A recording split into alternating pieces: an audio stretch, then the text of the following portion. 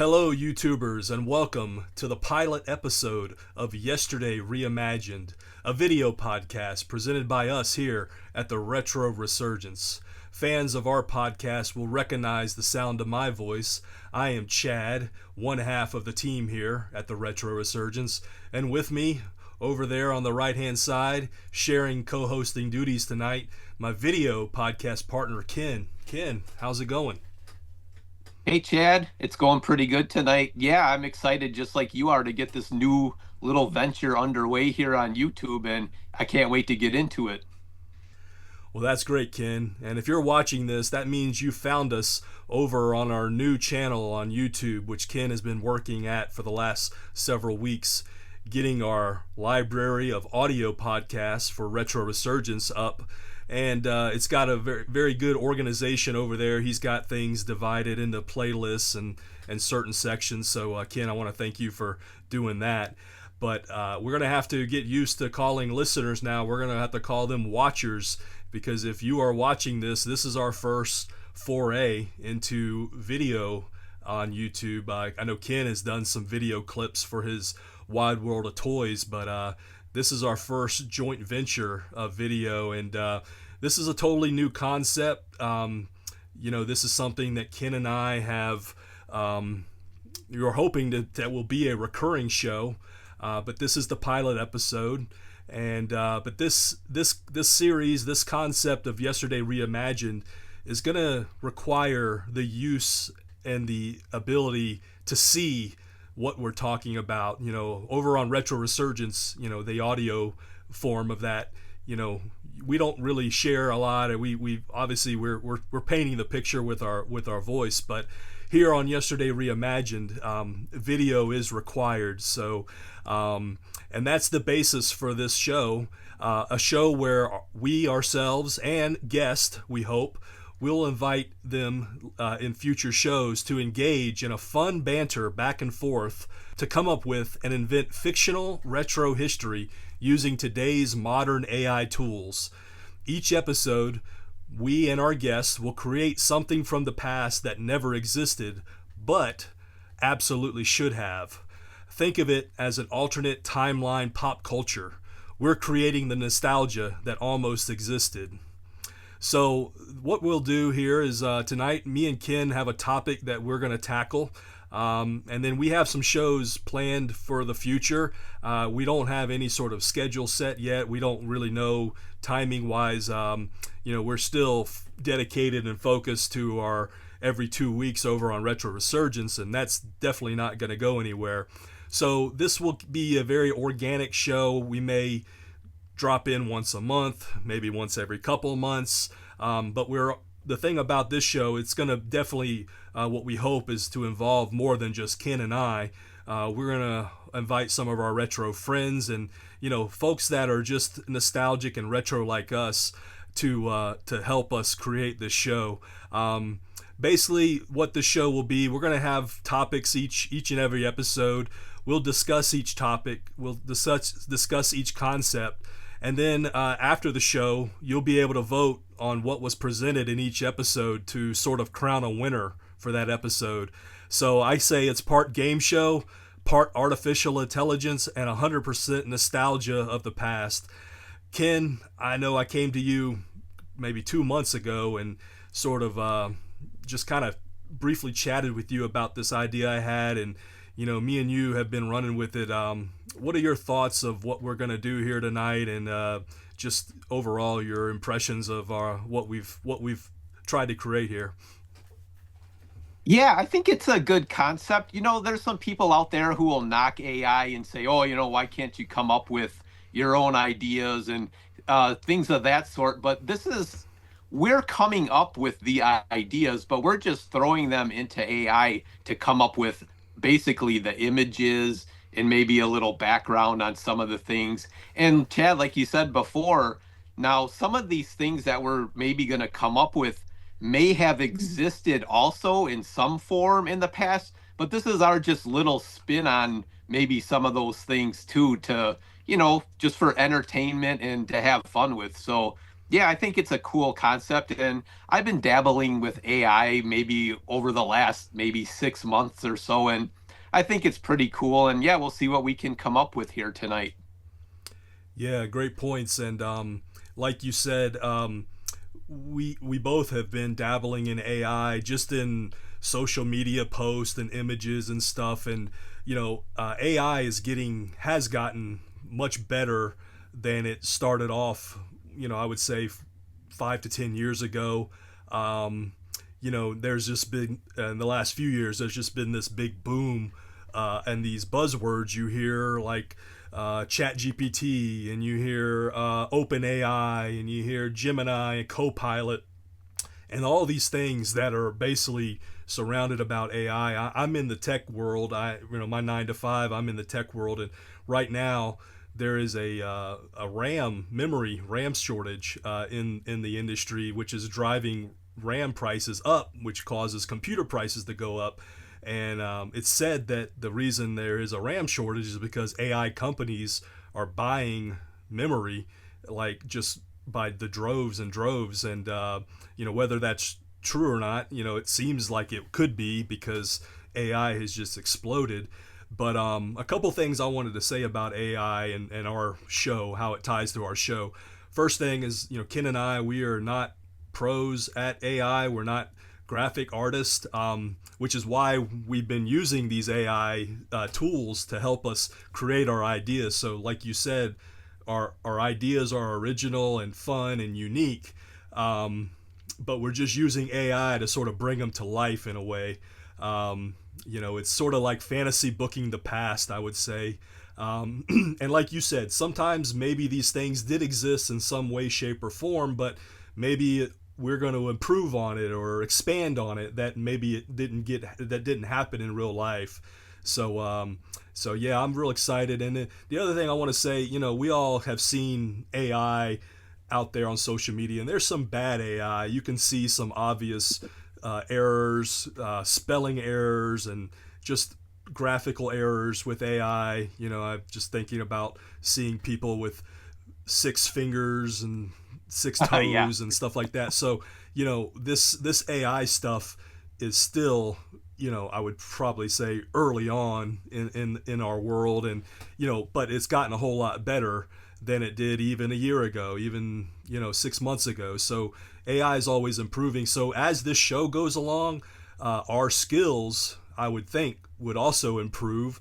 And we're also going to, throughout the show, we're going to probably share a little bit of our experience with AI. So potentially we could learn from each other, and say, well, I used, Ken says, well, I used this to create this, and I used something else, and we'll it naturally, we're just going to learn and improve on our AI skills. How to phrase things in a way that AI creates what you're hoping to create. And the last thing I want to say about it is that this show, these concepts, they are strictly for entertainment purposes. We are not here to try to make somebody think that these things do exist. That is not our intention. It's purely No. entertainment, and like I said, we're fantasy booking past pop culture. And so yeah, man, I'm excited. Ken, anything you want to add? Yeah, all I really have to add to that is, the thoughts are up here. We lived it. We're 80s and 90s kids. We lived it. So all the thoughts are up in our head, but we're just using this forum to express those thoughts and ideas out in image form. So, we can share with whoever wants to watch or listen, what we grew up with, and, just kind of go in that direction. And yeah, it's going to be fun. Yes, it is. And with that introduction said, Ken, let's just go ahead and dive into our first topic for our pilot episode. So we have a topic tank for Retro Resurgence, and now we have a little topic tank started for Yesterday Reimagined. And our first topic that we're plucking out of the tank, episode 1, it's just going to be Ken and I, no guest here tonight.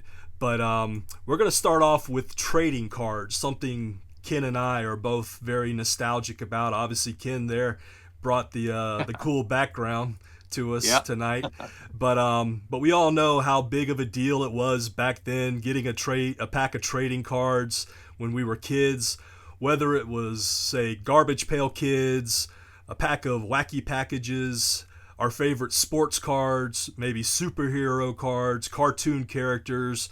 Many Gen Xers and millennials have some fond memory of going to the store and buying these, ripping open the wax foil pack, and looking to see if we got that rare insert card that we were all hoping to get. The sound of ripping the pack open, the smell of the cards, I mean, it just brings back a lot of nostalgia. So, Don't forget that bubble gum, Chad. that's right. Yeah, yeah. Those that elusive stick of bubble gum that accompanied some packs, man. But Right. but yeah, we're gonna come up. Ken and I have both brought two fictional. We'll say fictional. I don't know. Maybe Ken's could have existed. I know mine. I don't have any proof that these existed. That like he said, these are straight out of our head. These concepts were approved by absolutely no bigwig corporate executives. So, Ken, what do you say? Let's go and rewrite some history, shall we? All right. Yeah, let's go. All right, so guys, watchers, you're watching us here in a split screen view, Ken and I on each side. When we start our show, and of course when we have guests, we'll be in smaller frames. But we're gonna switch the screen over to our presentation with our concepts, and Ken is up first with his concept. So let's get to the split screen. All right, watchers. Well, we're back, and you see Ken and I over there on the left side, and over on the right side is our presentation window with our title of episode 1, Trading Cards. And Ken, I know you're up, so let's get to your first concept. You want to introduce it before I switch the screen? Yeah. So back in the 80s, I was a big, and to this day, I'm still a big fan of the movie franchise Predator. So I thought about what if there was a small set of glow in the dark trading cards for that movie. So I'm sure back in the day, there probably had to have been a set for this movie franchise. But here's my little spin on it. And this set is called Predator Hunter's Night. And the tagline for this trading card set is "In the jungle, when the lights go out, the hunt begins." So this is a format of a limit of 4 oversized holographic trading cards printed on thick UV reactive stock. Select artwork glows differently depending on darkness level, black light, and natural darkness effects. So right here is what AI gave me for the packaging of this set of cards. So here you have Predator Hunter's Night. It's a collectible movie cards, 3 cards per pack, and then 1 chase card in every 24 packs. So with this only being a set of 4 cards, you have to buy a lot of packs to at least to get the chase card in it. So, and we'll be seeing that chase card at the end here. So if you want to go over to card number 1, Wow. and this is called The Hunter Revealed. The front artwork concept is the Predator standing in jungle mist, cloaking shimmer partially active, and the plasma caster charging. So yeah, man, I thought this turned out really cool. I thought maybe I was going to get some blowback from AI saying that they couldn't do this, but man, it looks pretty awesome there with the way the Predator looks. And the glow effect for this card is the eyes glow neon green, which they got pretty spot on. The targeting laser dot glows red, and the armor glyphs softly illuminate. And then going to the back of the card, it says, "It hunts for sport, it collects trophies, and tonight your prey." And then you have a little stat line there on the bottom: stealth, strength, honor code. Now, what I kind of notice is AI kind of likes to just give generic like stat lines for things. So I mean, the stealth and strength there match up, but Yeah. still think it's pretty cool. Now, Ken, getting a little more technical, do you remember what, when you asked for this card or this concept, did you have to tell it certain things like I want glow in the dark eyes or I want the hieroglyphics to be there, or is that just something that AI decided No, to do? yep, that's just something that it came up with all on its own for each card. Yeah. Now Yep. you did put it. This was the glow in the dark concept something you put in, or is that something that was offered? I did. I put in that concept of the glow in the dark feature. Yeah. Very cool. I like the hieroglyphic. I guess that's code for what the predator, how the predator Yeah, I think communicates. that's their language. Yeah. Yeah, very cool, man. That's a really cool card, and yeah, if you Yeah. introduce maybe like that black like effect, these cards would be like something that I don't know ever existed or had even had the opportunity to with the technology maybe back Right. then when the movie was made. But I could, if they know how to do it now, man, this would be an awesome set to have now. Oh yeah, for sure. All right. Want to move on to card number two, Mm-hmm. and this is titled Dutch Final Stand. So now you have Dutch here. It's supposed to be Arnold Schwarzenegger. I mean, it doesn't really exactly look fit him to a T, but I think it's close enough.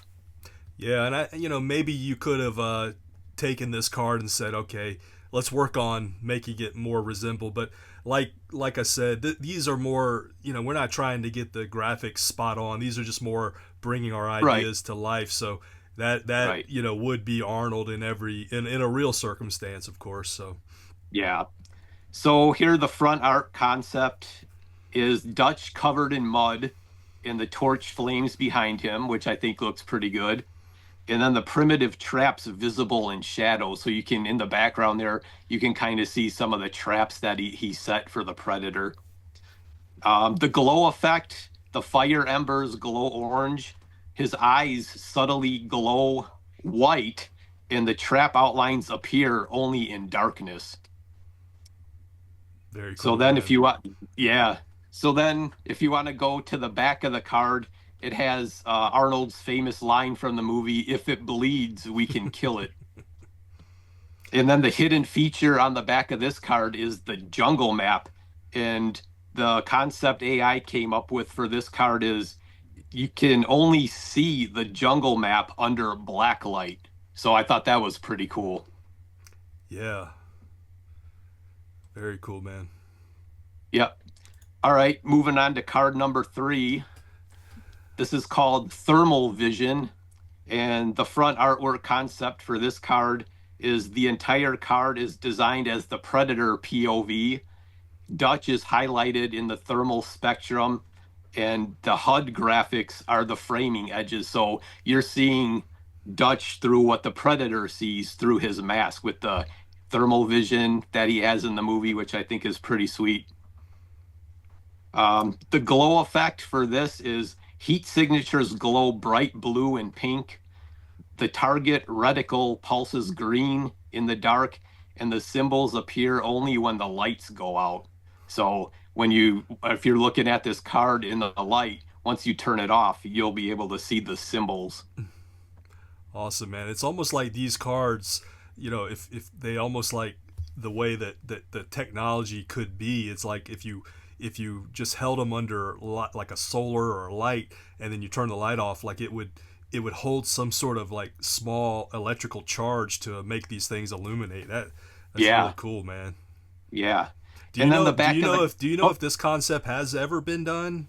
I mean, or is this um, you're just I mean, I know assuming there's it would? been I mean, I know there's been glow in the dark cards before. I just don't know, maybe like to this effect, maybe not. Well, you're the toy guy. Don't they do glow in the dark for toys a lot? Action figures, isn't that definitely a thing? Oh yeah, action figures like Hot Wheels have glow in the dark features, so yeah. So they know how to. The technology's there. It would be just to get it into the form of being as thin as a card would be a trading card. Right, So, right. dude, And then I'm loving this, man. This is really Yeah, cool. I If you're a I big thought they fan, turned out. if you're a fan of the Predator movie, dude, this you gotta have this set. Yeah, for sure. And then going to the back text real quick is translated predator glyph alphabet key, and it's giving you some sort of collector puzzle clue. I don't know what it is. It didn't give me that, but there you Right. have the predator alphabet on the back of the card. Yeah, it gives the collecting of the cards, and of course that would be the shtick to buy more packs is to collect all the cards to Yeah, complete of the course. clue. So Right. All right. Moving on to card four. This is called Trophy Wall. Now, this card I believe is taken from Predator 2 with Danny Glover. At the end of that movie, he ends up on the ship of the Predator that's been chasing him for the movie, and he comes across a trophy wall from the Predators. And the front artwork concept for this is it's an alien skull collection inside the Predator ship with the human skull front and center. The glow effect is the skulls glow eerie bone white, the alien eye sockets emit faint green, and the hidden skull silhouettes appear after 10 seconds in darkness.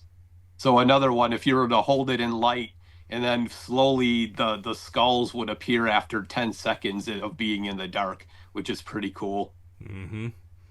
And then the back text, it just says every hunt tells a story. In the collector's secret, each skull corresponds to another alien species hunt. So down there on the bottom, you have some different like skulls of different aliens that the predator has hunted and killed.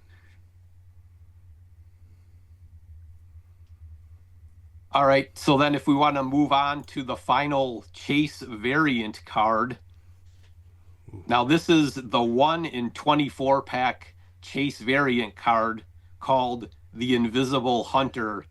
And this has blood splatter UV reactive overlay and the invisible predator fully revealed under black light.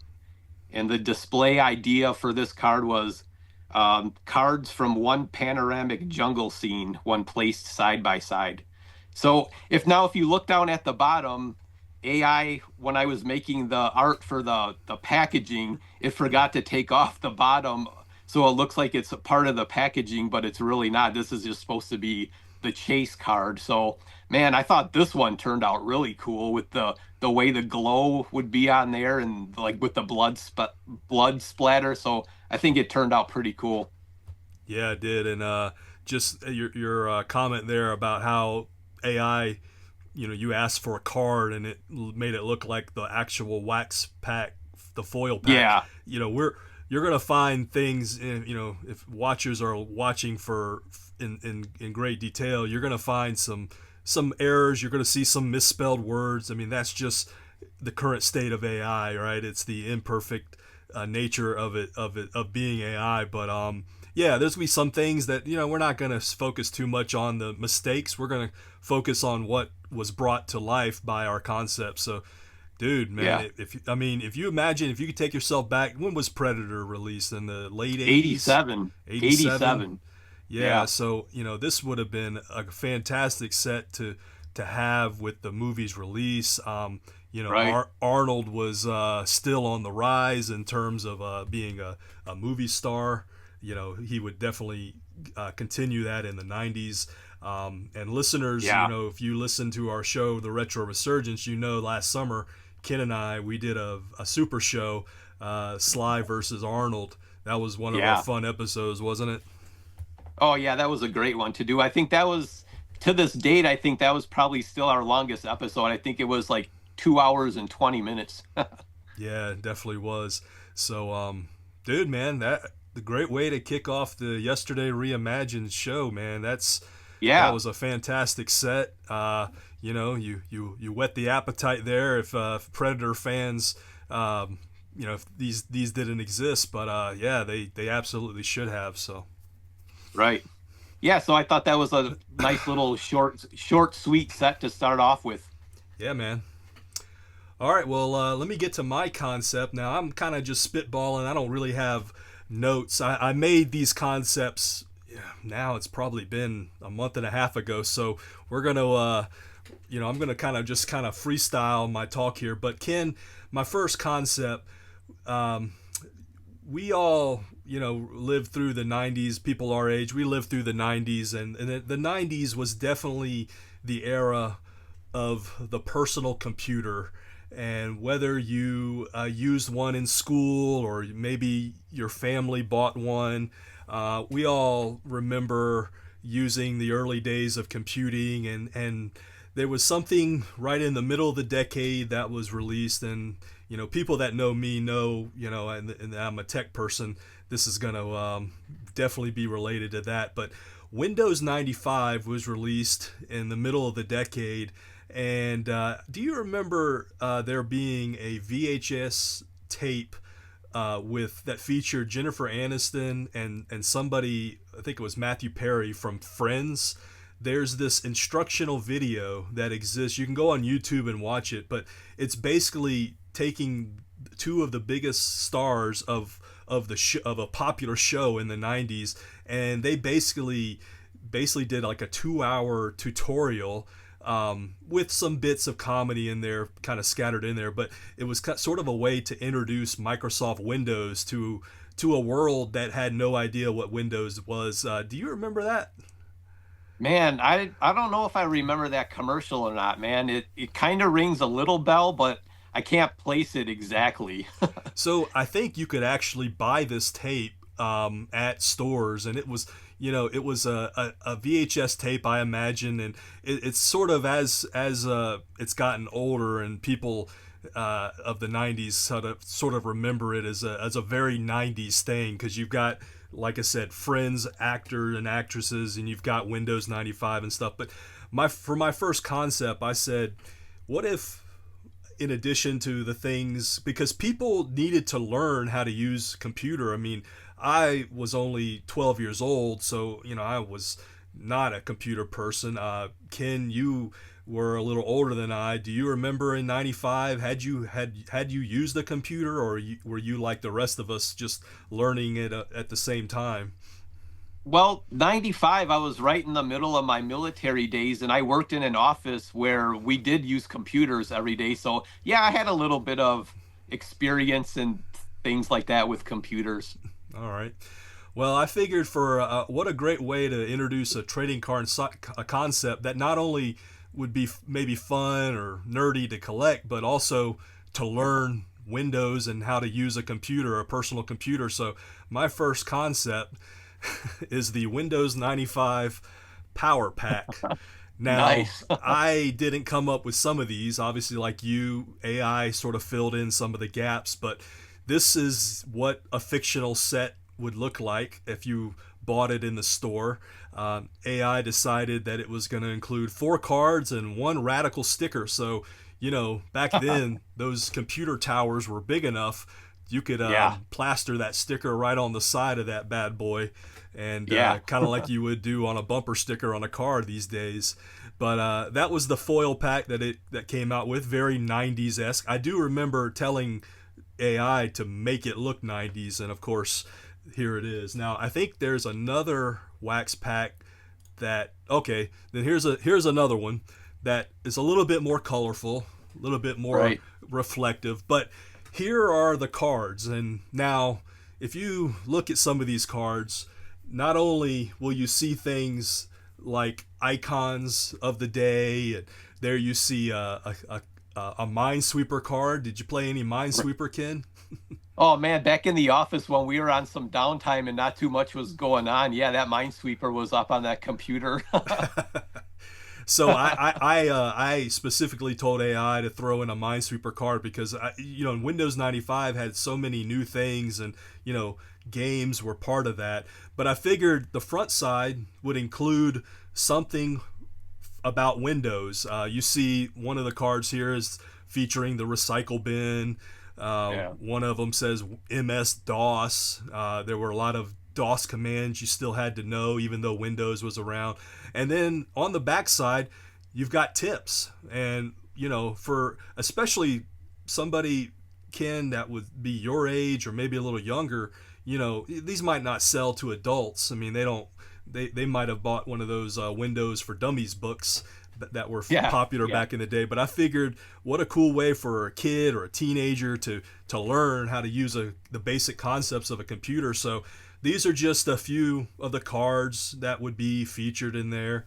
I believe I've got another set of cards. You see old school Internet Explorer, rest in right. peace. Now Yeah, people use Microsoft Edge or Google Chrome. But yep. and you can see here some of the classic icons. Some which we still use, some we don't. I'm looking right here. Some of the words I could see some grammatical errors. Typical for AI. Right. There's something here. It says installing games, and it has the game Mist. Do you remember that game? That one, I do not remember that one at all. No. Yeah, I don't either, but I think it was a pretty popular game in early days of computing. So, anyway, you see some more tips. Again, I didn't throw in the tips. I think I said, a feature. I think I'm trying to recall. I think I said something to AI like, make the back of the card have tips and how Yeah, to and stuff like that. Now, they turned out really cool. yeah, yeah. I was thinking, it's came out a little bit more like looks very like disco with the bright colors and stuff. But the '90s definitely had its share of bright colors and stuff. So I guess that would work. I see in a Yeah. card here that says Windows 8, which that wouldn't have come on till way more the mid 2000s. So again, not looking too focused too much on the exactness of the concept, but you see kind of what where my head was. And Ken, what are your thoughts? I think, here's another one I got. Oh, there you Um, go. Now I think because when I saw the Minesweeper, I started thinking, okay, I gotta have a solitaire card. Solitaire classic For game. sure. You Yeah. can still find that in Windows Right. 11. And then I remember that skiing game called Ski Free. Mm, You use the keyboard to navigate this little skier, and right. you had to avoid trees, you had to avoid other skiers, and you had to avoid, like, it was almost like an abominable snowman kind of person. Right. But and then I also said, hey, throw in some classic software. So you see in one of the cards there has Netscape Navigator, Winamp, which was a great software for the early days of MP3. Yeah. Encarta 95, which was a fantastic tool, especially when you had to do homework and research. Days before Google and Wikipedia, kids, Encarta 95 was definitely a gold standard in getting references and looking things up. And then the print shop, I remember that software because of you used to design banners and letterheads and little Yeah. flyers and stuff. But I believe that might be all. Oh nope, I got one more Oh, concept. I think I got one more. So here you see some of the hardware. And you got a classic card here, the '90s computer rig, and that's what I was talking about. That white, gray, cream colored bezels and hardware there. You had your desktop speakers. You got your big vertical tower. right. You see some dial-up modems, which we all remember the painful days of surfing the web on dial-up. Yeah, And then definitely. there's a kid there looking very '90s, like he's about to go to space there. And I Yeah. figured, if this concept would have worked, as the decade got closer to the millennium, you would have started seeing some millennium cards. We all remember the Y2K panic, paranoia that came with Oh, yeah. computers. So I believe that's all the concepts I have. But Ken, what are your thoughts on my concept here? Yeah, Chad, I think that's a really cool idea. The if this really would have existed back then in the early mid 90s, those tip cards, man, those would have been super helpful, I think. Yeah, I think so too. Because back then you weren't googling stuff. You did have some No. reference books. I believe that's when the Dummies books came out, those Windows for Dummies and Microsoft Yeah. Word for Dummies. So, flipping through the book would have been one way, but these cards, you could have had them literally next to the tower and said, okay, how do I, like on this card here, how to change the wallpaper and stuff. So just little Right. fun tips. I figured practical and also fun at the same time was where I was going. Yeah, and plus with all these old references and software, and you're bringing me back to like my military days, man. I worked in the military personnel office, and yeah, man, that's bringing back a bunch of memories. And then here on the screen there, it's got a fun tips card, and I'm just noticing now there's about 5 grammatical errors, but it says press the press the eject button on the CD-ROM drive to open the tray. Use it as a cup holder. Just kidding. So AI there throwing a little humor. Yeah. By the way, Ken, I didn't ask you on your Predator, but which AI system did you use? Both of my things tonight were both Chat GPT. Sorry, Chat GPT. Yes, and mine as well. And Okay. I imagine maybe in future episodes, maybe ourselves or even some of our guests may use some other ones, and we're all gonna sort of learn some of the pros and cons of using the different systems. But yes, I was also Right. Chat GPT, so I believe that's Okay. all I got to say about my concept. Sorry, I got Oh, one more. These are some some of stickers, huh? some stickers. Yes, Nice. surfing the web, taking quite literally there in that sticker. Right. And then classic Internet Explorer logo. So I believe that's all I got for my concept. Yes, I am done. So yeah, man, we got our first concepts underway, and let's get Yeah. to concepts number 2. So Ken, let's All right. get to it. Yeah. So now this concept is going to be 40 images, but we won't have to spend too much time on them. So if you want to go ahead and click on the first image there, Chad. Oh Yes. man.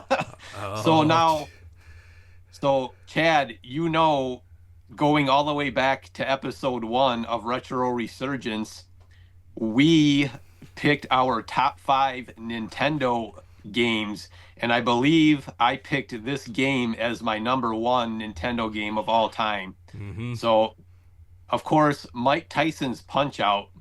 So, back in the day, Nintendo came out with trading cards, and they would sprinkle cards in their packs of the different games that came along with Nintendo.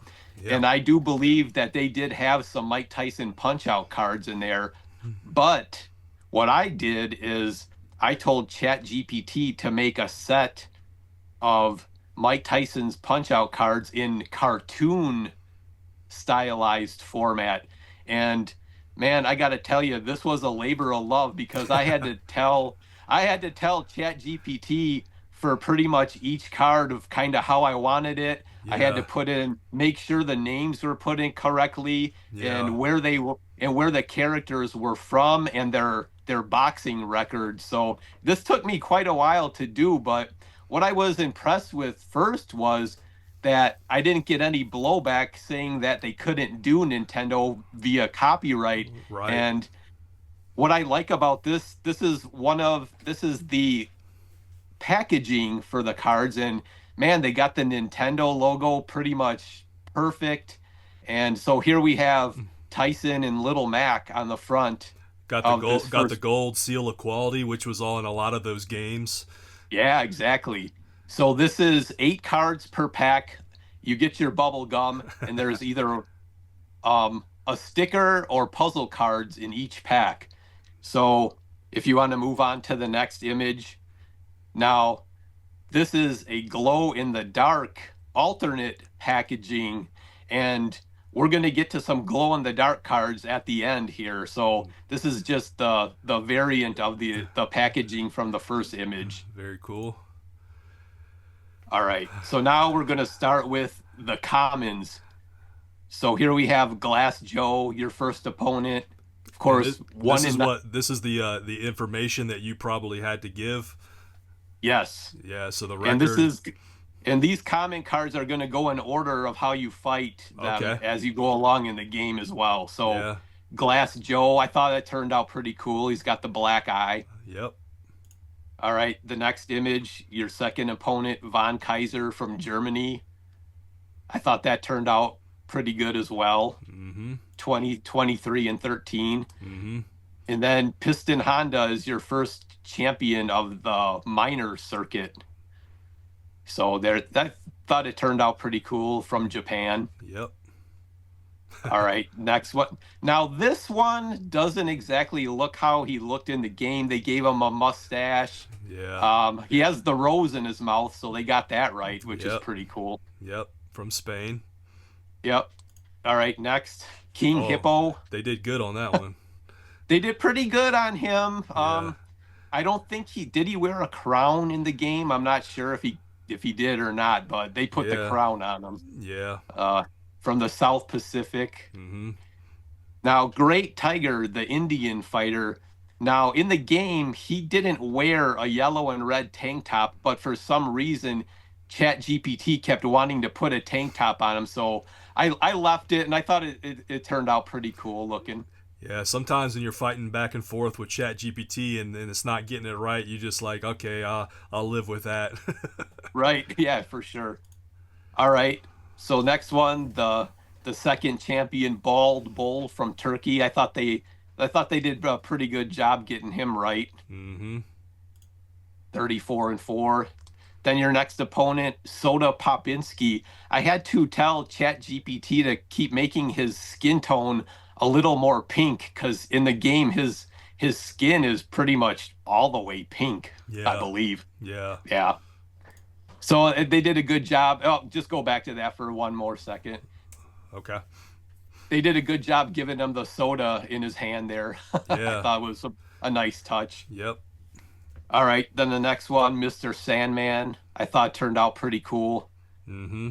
He was from Philly. He was an American. Yep, he was from Philadelphia. Yep. Cool. All right, then the next one is your opponent before you reach Mike Tyson, Super Macho Man. They did an all right job. In the game, I believe his hair is kind of more curly and kind of like I won't say afro-ish, but it's more curly, but his hair is white, I believe. So they did pretty cool on him, and that's like I said, that's your final opponent before you reach Mike Tyson.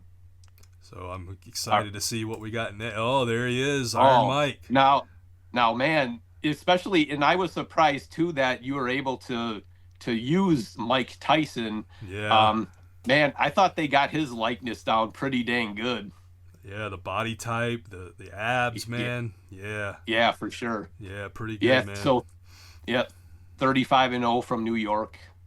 Now, All right. it's also Yep. it's got to be said that of course in the actual Nintendo game, you didn't have as much of a close up on these wrestlers. So these cards, of course, are bringing out a lot more detail than ever needed to exist in the game. Right. You know, I remember it did. Yeah. You didn't really, Tyson really didn't necessarily look like Tyson in the 8-bit form, but yeah, man, I think it did a pretty good job.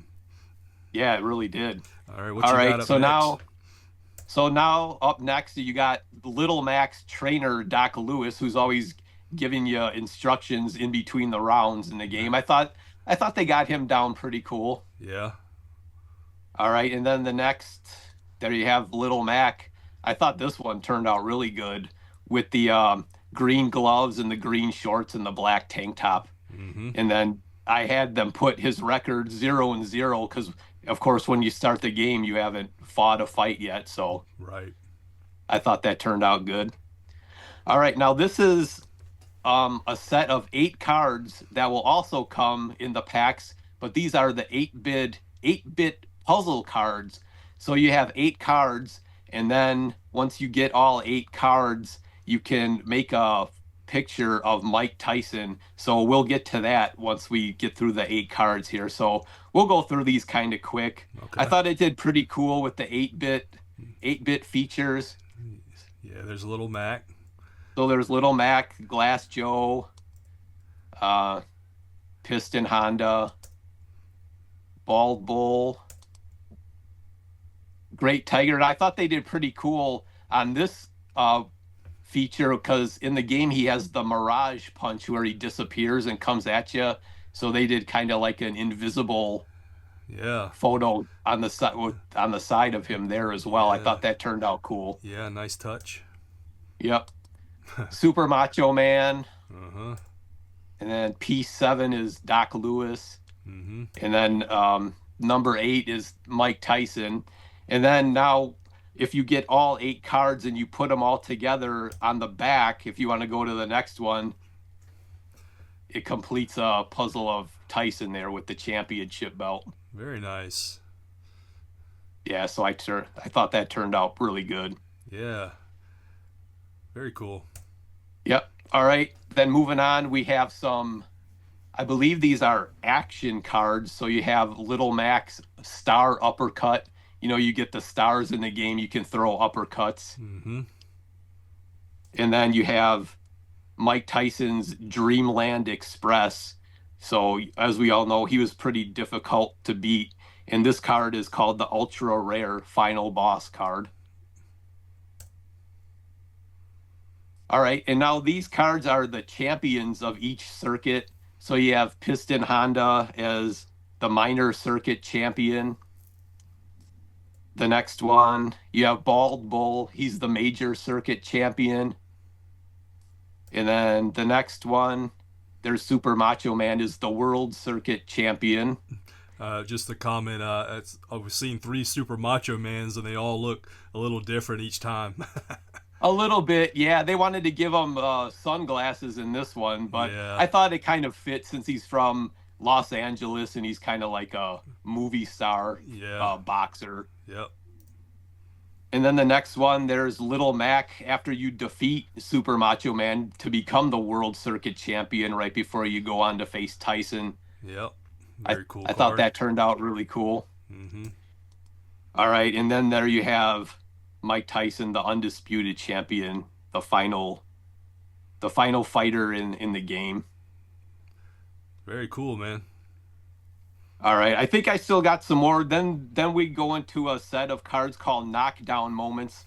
So here's your first knockdown against Glass Joe. Yeah, kind of got him tough. Yeah, kind of take. I could see these being actual screen grabs from the NES game if they were to really do this, you know. Right. Yeah. The next one, the next knockdown moment is when you're defeating Piston Honda. Mm-hmm. This also is giving me like. This is also giving me like. This could easily be turned into like a comic book series, you know. Yeah, and I'm surprised on how good AI did the artwork for these characters. It looks pretty, pretty dang cool. Yeah. The next one is when you defeat Bald Bull. You got to hit him in the stomach there. And then there's another one defeating Super Macho Man. Mm-hmm. All right. And then, of course, now here you get to Mike Tyson, and now you're on the other end of it, and you're getting knocked down. Because if you remember in the game, he only had to hit you once to knock you down. That's right. Yeah, so... Yeah, I'm sure players of the game would relate to this moment many times. Right. Then underneath it says Dreamland Express, point of no return. So, yeah, it could be over pretty quick if you didn't know what you were doing. That's for certain, yep. All right. And then now here we get to the 4 glow-in-the-dark cards for this set. And they're all of Mike Tyson. And this is Iron Mike Legend Series, World Champion Mike Tyson. So I thought that turned out pretty cool. Mm-hmm. There's another. The next one is Knockout Uppercut Mike Tyson. Got the green glowing eyes. Very cool. Yeah. That even drives up the fierceness of Tyson, man. Yeah. If he wasn't already fierce enough, you know. Right. The next one, Shadow Training, has kind of got Tyson there in silhouette with the gym in the background. Mm-hmm. And then the final card, of course, Final Boss, Mike Tyson. So, yeah, man, these cards, especially I thought the glow-in-the-dark turned out cool. I thought the way they did the cartoon animation for the characters turned out really good. And yeah, I'm gonna keep these on my computer, and who knows, man, I might print out some of these glow in the dark cards and kind of make them into actual cards for me to keep. Yeah, for sure. If you were in charge of selling these cards, these glow in the dark ones would have to be super super rare Yeah, in order to drive up the sales. Because if you're right. thinking of a kid of the 80s and the 90s, and if you're a video gamer of that time, man, you'd be just hoping and praying that you'd rip open that pack and, oh, I got that glow in the dark. You know, Yeah, imagine maybe putting do that in like your room. Yeah. maybe do like a set like the Predator cards. Maybe you would get one of these like 1 in 24 packs or something like that. Yeah, yeah, something super, like you don't want it to be super super rare that people get, but like, yeah, 1 in 24 sounds like a, good number. Right. So yeah, man, like I said, this took me quite a while to compile all these images, but I can man, once tell, it was man. done, yeah. Yeah, you definitely. I know this wasn't just a 5-minute homework assignment for you. You had to really really No. craft this and assist AI in what you were doing. But dude, this is a great set. And like you said, there were Nintendo cards and Yes. Punch Out. Was it everybody in Punch Out that had a card in a Nintendo, or was it just No, a couple? it was just a few select characters, and a lot of the cards had like scratch off like little circles on them. I don't know exactly what the purpose of the little scratch off circles were for, but Yeah, yeah, there wasn't very many, and I'm pretty sure that not every character had a card. yeah. So this takes the game and basically just magnifies it to the nth degree to just focus entirely on the game. And that, we've talked about it in our last episode of Retro Resurgence, because you picked for SNES, you picked Super Punch Out, and we were Right. talking about how that game only exists if the original Mike Tyson's Punch Out wasn't as successful. You wouldn't have had anything to do with Punch Out. So yeah, man, Right. the legend of Punch Out and the fact that they got Mike Tyson to be on the cover, and not just his name, his likeness was on that game, and that's drove those sales, man, because at that time, man, he was the biggest thing in boxing for sure. Yeah, but like I said, man, I was very happy the way they turned out, and yeah, I'm really happy, and these are pretty cool. Very cool, man.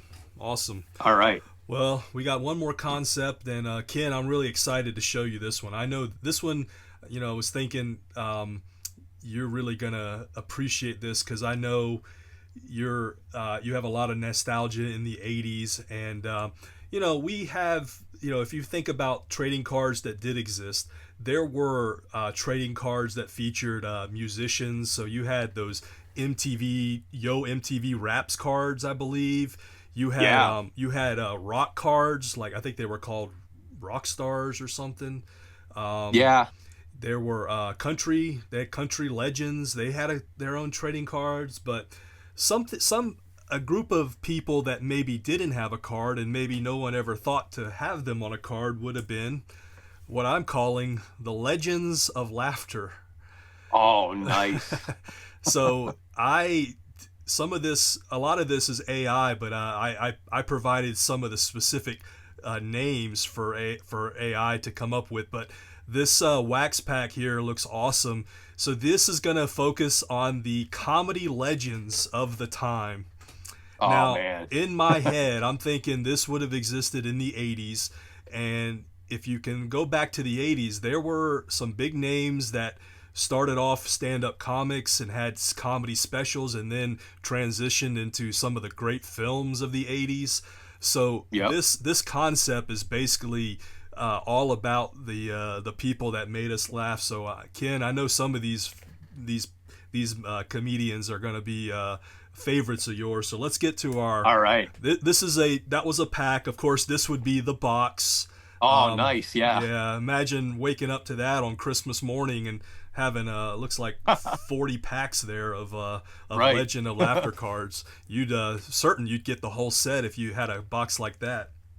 Oh, yeah. But let's get to some of our actual specific cards. So here are now I will tell you again, I did this concept probably almost 2 months ago now.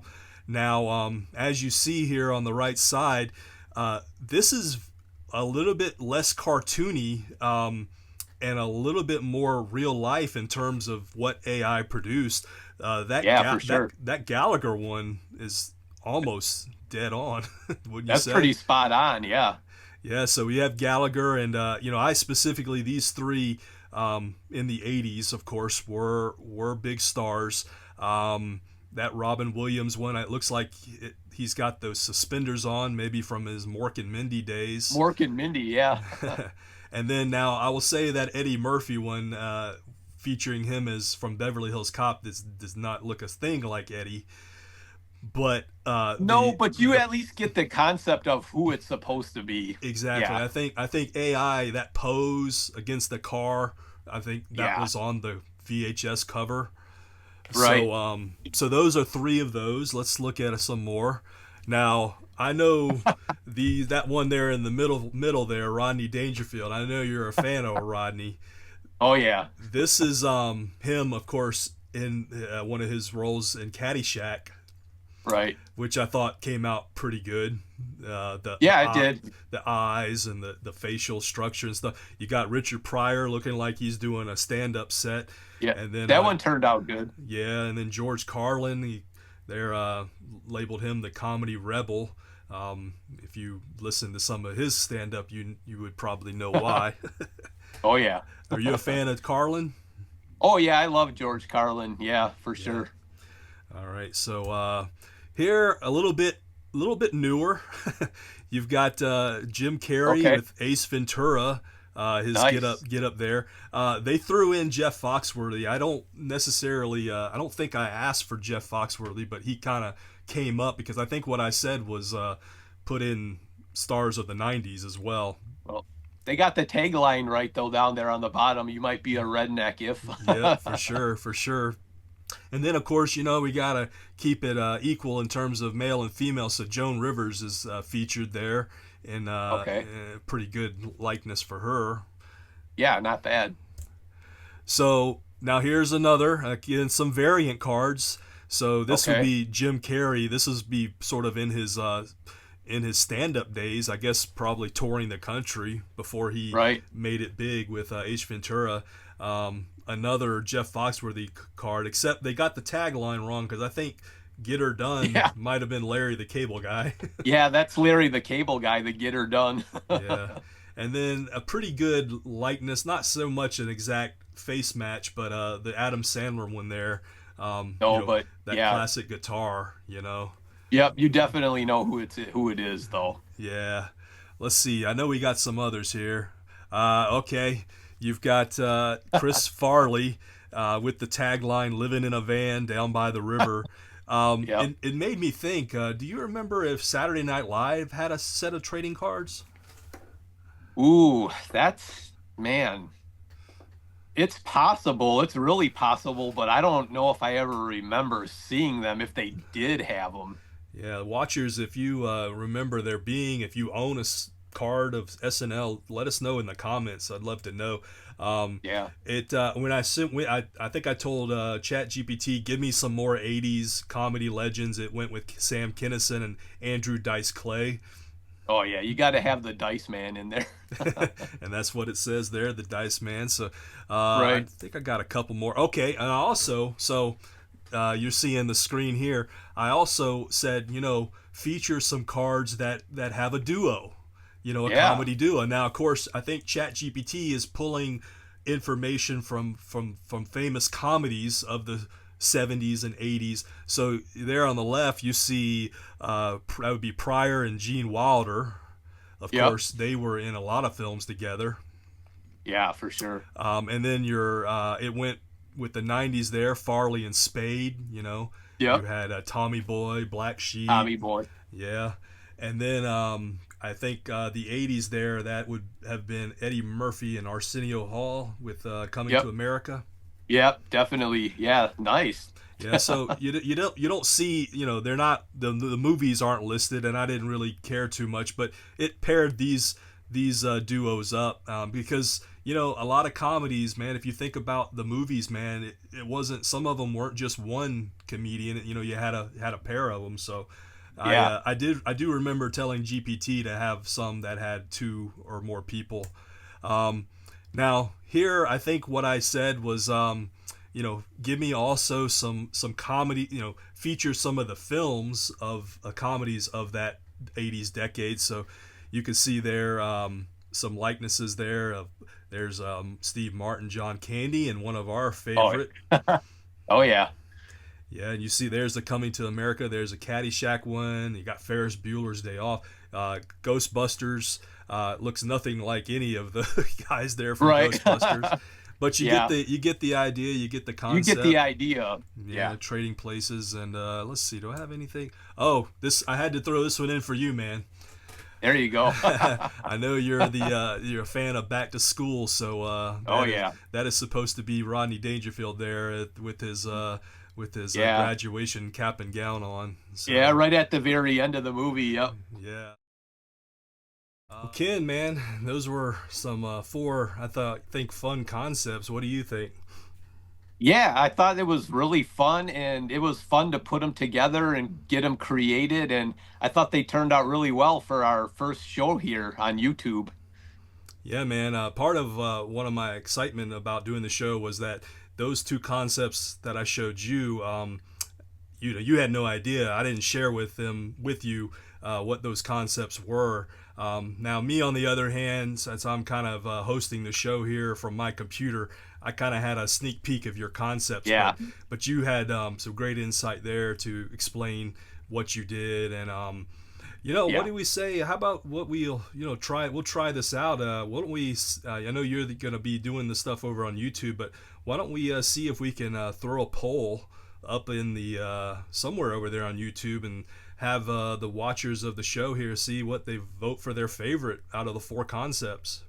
Yeah, for sure. We can definitely throw a poll up there. We'll put the video or the actual the concepts of what we came up with, yeah, and see what people like the most out of the four.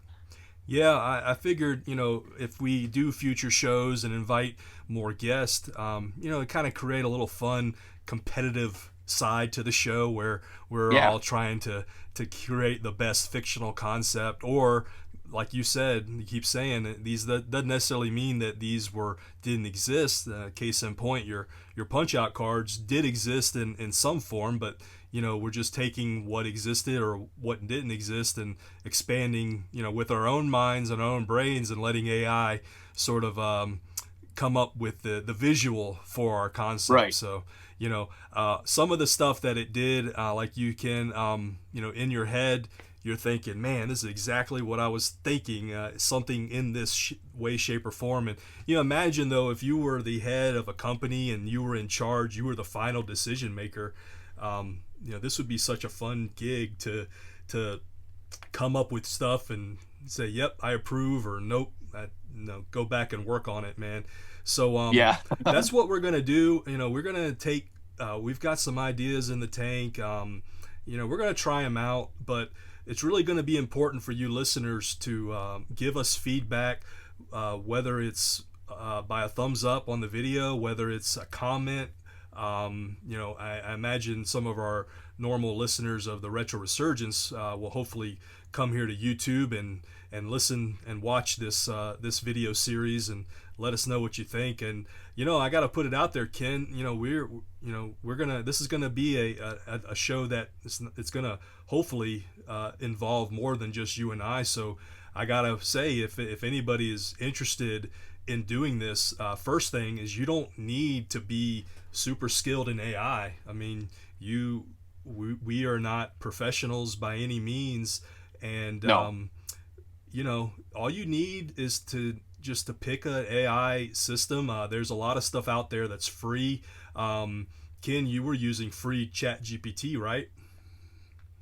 Yeah, actually, the Chat GPT that I have was like an $8 a month version, but I mean, so it's not the top I got version, you. but it's a little bit more. You can do a little bit more and have a little less limitations. So that kind of helps too when you're sitting there trying to think out ideas and you don't keep getting cut off and saying, now you have to wait 22 hours to come back and try again.